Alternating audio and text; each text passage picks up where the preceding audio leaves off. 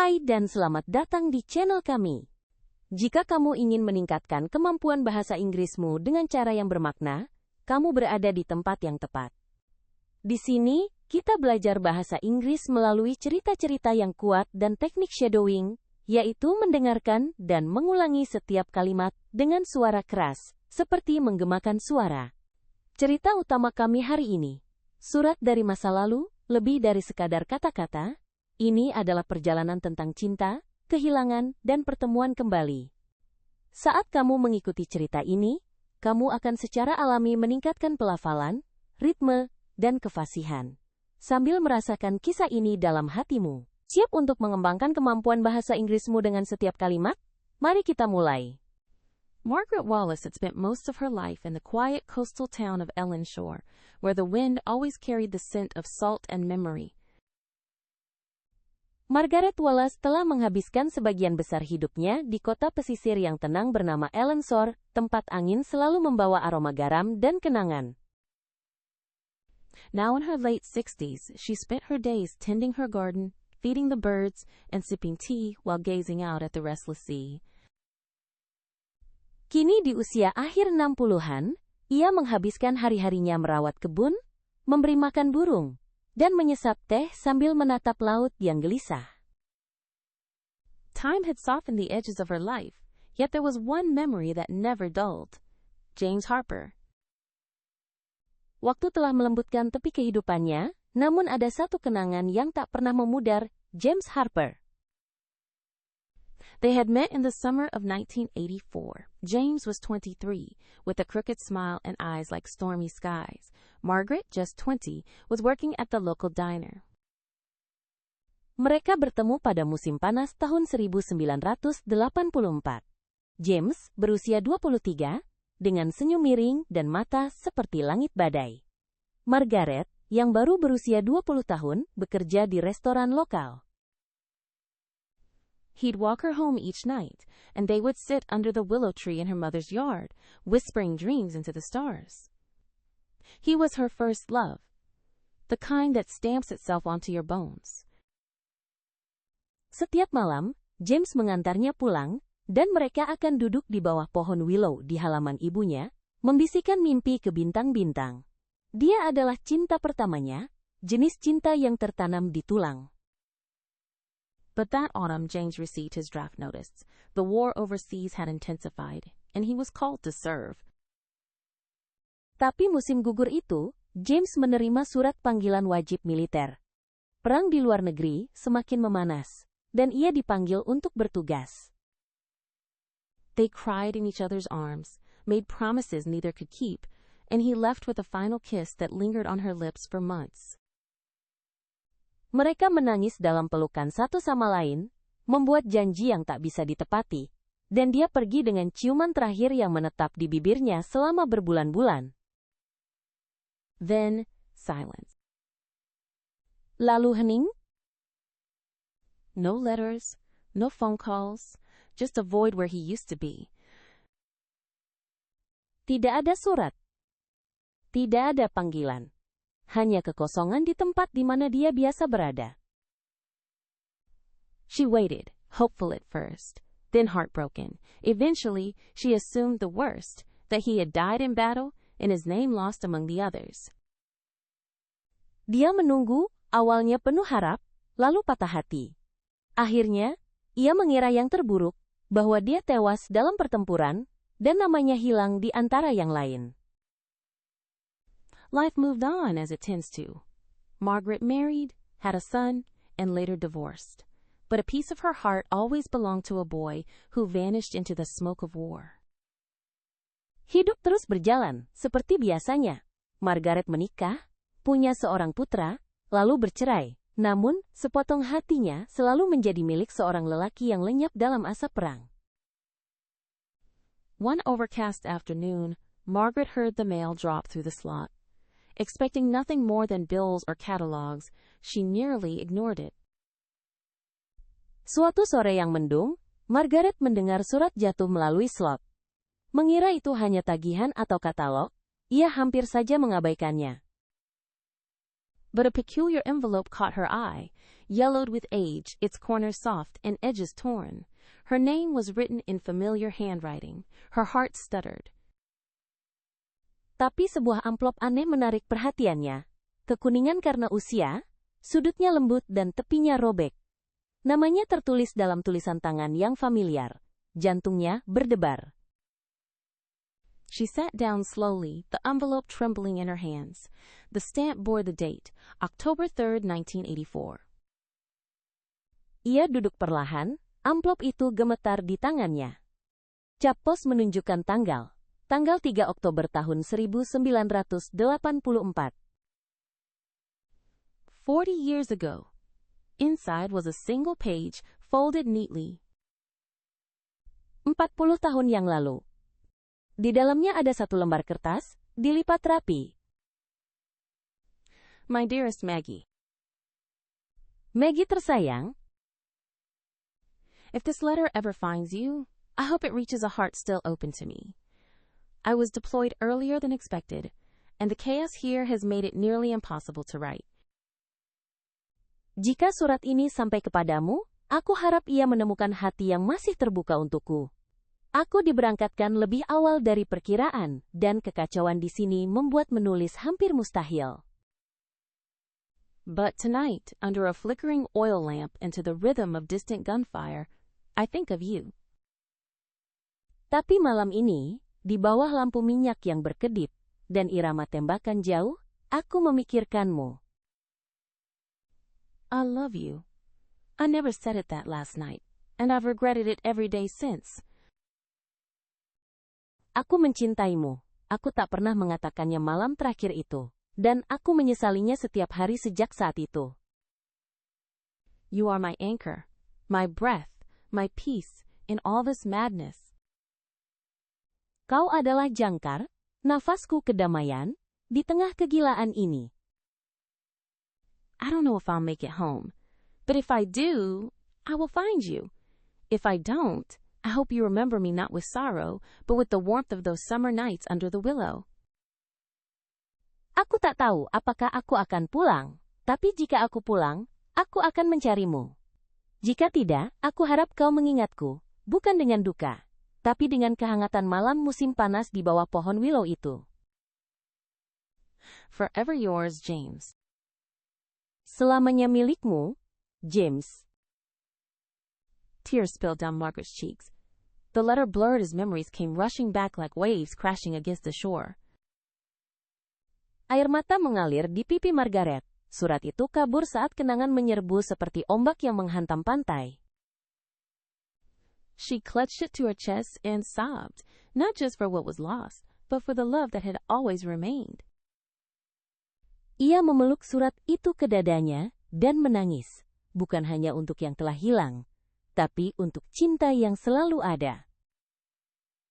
She contacted the post office, curious how the letter had only just arrived. A retired postal worker explained that sometimes letters fell behind shelves or were misfiled, only to be found during renovations or closures. Ia menghubungi kantor pos, penasaran bagaimana surat itu baru tiba. Seorang pekerja pos yang sudah pensiun menjelaskan bahwa kadang-kadang surat jatuh di belakang rak atau salah disortir, baru ditemukan saat renovasi atau penutupan. It was rare, but it happened. The letter had waited for her, and so had something else. Itu jarang, tapi bisa terjadi. Surat itu telah menunggunya. Dan sesuatu yang lain juga. Compelled by a force she couldn't name, Margaret began searching online. She entered his name, James Harper. Didorong oleh kekuatan yang tak bisa ia jelaskan, Margaret mulai mencari di internet. Ia mengetikkan namanya, James Harper. To her surprise, a match appeared, a veterans registry, alive. Age 63, living in Portland. Betapa terkejutnya dia ketika menemukan hasil dalam daftar veteran. Masih hidup. Usia 63. Tinggal di Portland. Her hands shook as she dialed the number listed. Tangannya gemetar saat ia menekan nomor yang tertera. Hello, a gravelly voice answered. She nearly dropped the phone. Halo, suara serak menjawab. Ia hampir menjatuhkan telepon. James, she said, her voice barely above a whisper. A pause. Yes, who is this? James, katanya, suaranya nyaris tak terdengar. Hening. Ya. Ini siapa? This is Margaret, Maggie. Another long pause. Then a breath. Then a voice like wind through trees. Maggie, my God. Ini Margaret. Maggie. Hening yang panjang lagi. Lalu satu tarikan napas. Kemudian suara seperti angin di antara pepohonan. Maggie. Ya Tuhan. They spoke for hours. His letter had been the last he ever sent. Mereka berbicara berjam-jam. Surat itu adalah yang terakhir ia kirimkan. He'd been wounded, captured, and hospitalized for months. When he finally returned home, he too had written again, but received nothing back. Ia terluka, ditangkap, dan dirawat di rumah sakit selama berbulan-bulan. Saat akhirnya pulang, ia pun menulis lagi, tapi tak mendapat balasan. He thought she'd moved on. Broken, he did the same. Never married, never quite let her go. Ia pikir Margaret telah melanjutkan hidup. Dengan hati yang hancur, ia pun melakukan hal yang sama. Tak pernah menikah. Tak pernah benar-benar melupakannya. In the years that followed, their lives ran parallel but apart, until fate, through a long-lost letter, rewrote their ending. Dalam tahun-tahun setelahnya, hidup mereka berjalan sejajar tapi terpisah, hingga takdir, lewat surat yang lama hilang, menulis ulang akhir cerita mereka. A week later they met. James waited at the Ellenshore train station, holding a sunflower, her favorite. When Margaret stepped onto the platform, time fell away. Seminggu kemudian, mereka bertemu. James menunggu di stasiun kereta Ellenshore, memegang bunga matahari, favorit Margaret. Saat Margaret melangkah ke peron, waktu seakan menghilang. His hair was silver now, his back a little bent, but his eyes, those stormy eyes, had never changed. Rambutnya kini perak, punggungnya sedikit bungkuk, tapi matanya, mata badai itu, tak pernah berubah. She ran into his arms. No words were needed. The years melted in their embrace. Ia berlari ke pelukannya. Tak perlu kata-kata. Tahun-tahun mencair dalam pelukan itu. Later, they walked to the willow tree where they'd once sat, the one that had listened to their laughter and held their secrets. Kemudian, mereka berjalan ke pohon willow tempat mereka dulu duduk, yang pernah mendengarkan tawa mereka dan menyimpan rahasia mereka.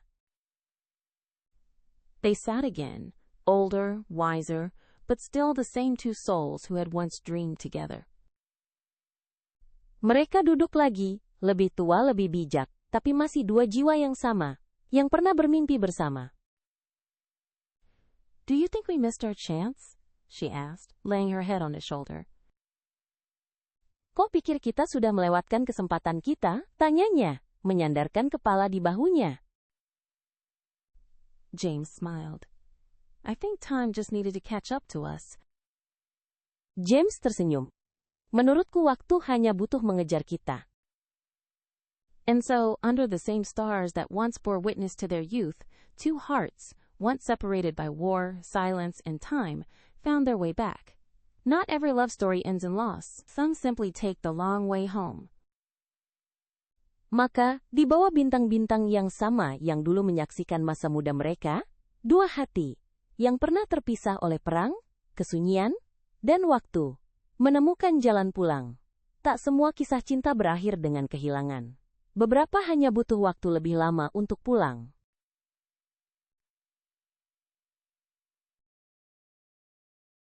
Margaret Wallace had spent most of her life in the quiet coastal town of Ellenshore, where the wind always carried the scent of salt and memory. Now in her late 60s, she spent her days tending her garden, feeding the birds, and sipping tea while gazing out at the restless sea. Time had softened the edges of her life, yet there was one memory that never dulled: James Harper. They had met in the summer of 1984. James was 23, with a crooked smile and eyes like stormy skies.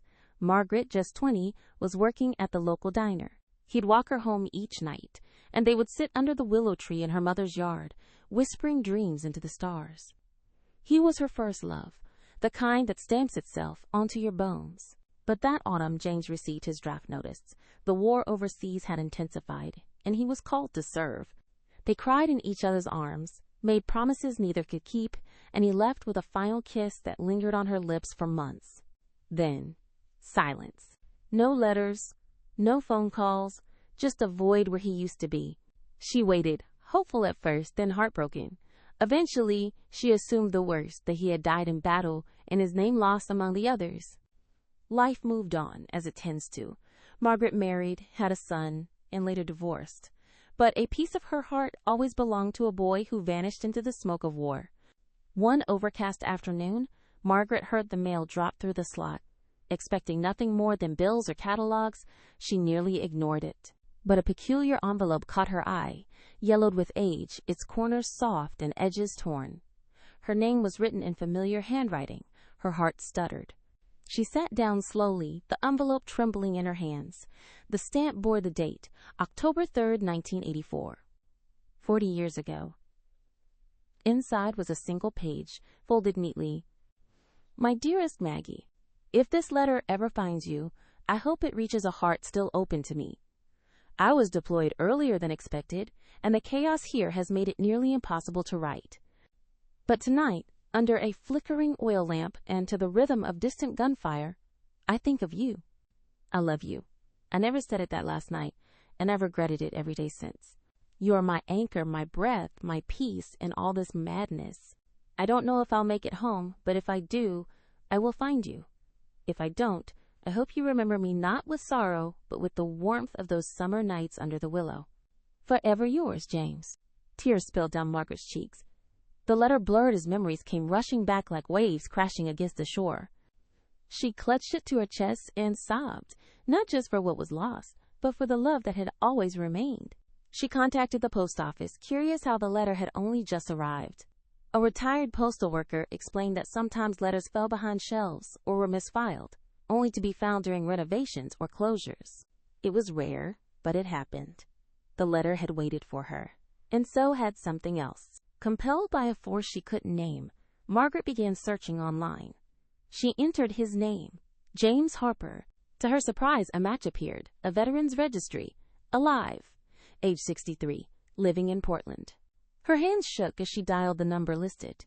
Hello? A gravelly voice answered. She nearly dropped the phone. James? She said, her voice barely above a whisper. A pause. Yes. Who is this? This is Margaret. Maggie. Another long pause. Then a breath. Then a voice like wine through trees. Maggie, my God. They spoke for hours. His letter had been the last he ever sent. He'd been wounded, captured, and hospitalized for months. When he finally returned home, he too had written again, but received nothing back. He thought she'd moved on. Broken, he did the same. Never married, never quite let her go. In the years that followed, their lives ran parallel but apart, until fate, through a long-lost letter, rewrote their ending. A week later, they met. James waited at the Ellen Shore train station, holding a sunflower, her favorite. When Margaret stepped onto the platform, time fell away. His hair was silver now, his back a little bent, but his eyes, those stormy eyes, had never changed. She ran into his arms. No words were needed. The years melted in their embrace. Later, they walked to the willow tree where they'd once sat, the one that had listened to their laughter and held their secrets. They sat again, older, wiser, but still the same two souls who had once dreamed together. Do you think we missed our chance? She asked, laying her head on his shoulder. James smiled. I think time just needed to catch up to us. And so, under the same stars that once bore witness to their youth, two hearts, once separated by war, silence, and time, found their way back. Not every love story ends in loss. Some simply take the long way home. Saat Margaret dan James akhirnya bersatu kembali setelah puluhan tahun diam, kita diingatkan bahwa cinta, seperti bahasa, dapat bertahan melintasi waktu dan jarak. Dari kisah ini, kamu tidak hanya mempelajari frasa dan ekspresi baru, tetapi juga memahami bagaimana emosi membentuk komunikasi. Bahasa Inggris menjadi lebih bermakna ketika terhubung dengan hati. Jadi, saat kamu melanjutkan perjalanan belajarmu, ingatlah, setiap kata yang kamu pelajari seperti surat yang sedang menunggu untuk dikirimkan. Teruslah mendengarkan. Teruslah merasakan. Teruslah belajar. Karena beberapa pesan, seperti cinta, layak untuk ditunggu.